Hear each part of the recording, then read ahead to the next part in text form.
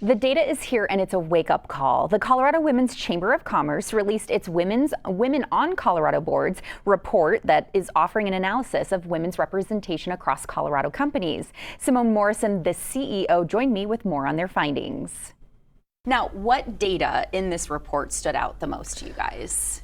There's a few major pieces of data that stood out to us. I think the first piece is certainly worth celebration. So every single one of Colorado's publicly traded companies has at least one woman on their board of directors. Okay. Yes, this is cheer-worthy.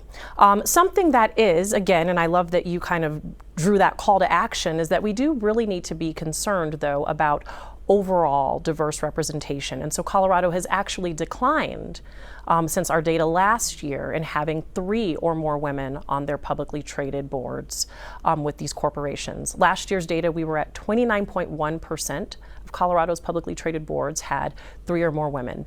When we looked at the data for this newest report, it's 28.78%, which is a trend, and it's like, that sounds like a small percentage. Right. But it is a wake-up call and something we need to continue to pay attention to. Okay, and so are there any company policies that might be impacting this type of data and impacting women? Absolutely. So what we saw in 2025 is over 500,000 women exited the workforce. McKinsey & Company, they call that the great breakup.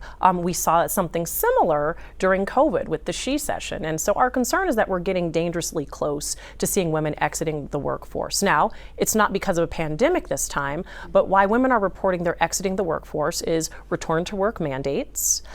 They're finding that the childcare costs and access is having a huge difference.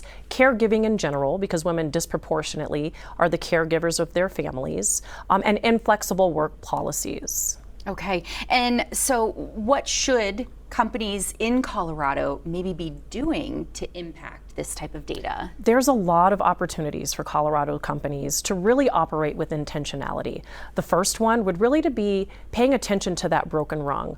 That is those entry-level women that are working in a company that aren't even offered an opportunity for professional growth, development, and promotion. Like, that is a quick fix for companies. Another one is to really audit those attrition rates. Let's not look at attrition in aggregate. Let's disaggregate that data. Are there women leaving? If it's disproportionately women, then we've got a sustainability problem at that company. And also really auditing that C-level leadership. We would love to see us completely break records next year when we're running this data, but it requires that women have access to C-suite opportunities. Okay. Are there maybe any economic risk factors if women are not included in the conversation when it comes to leadership? Absolutely. Our chamber's rally cry is women are not DEI, they are GDP. Okay. And so when we think about that economic risk, without having women fully participating in the workforce, that's to the tune of $1.1 trillion missing from GDP in the United States of America. Wow. In Colorado alone, we're looking at the absence of about $40 billion if women are not at parity in their workforce participation. So this is very much not about identity. This is about us having sustainable companies where women can actively and fully participate in economic activity in this state and in our country. Is there a specific action that you hope this report will inspire? Truly, I hope that this report will inspire business leaders, CEOs, boards of directors to audit their board roster, to audit their C-suites, even nonprofit boards, right? We're not tracking that data in this report, but also within nonprofit leadership, we know that this is also a pipeline to publicly traded companies. And so making those audits and really drilling down that data and asking big questions. CWCC has an amazing guide. It is our Work That Works for All retention guide.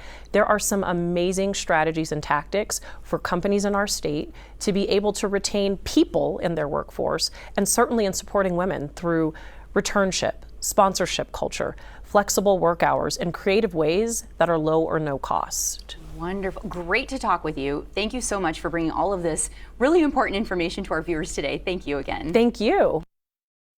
The Colorado Women's Chamber of Commerce has the full 2025 Women on Colorado Boards report available to download on their website. To review the report and get information about their membership, their organization, visit cwcc.org.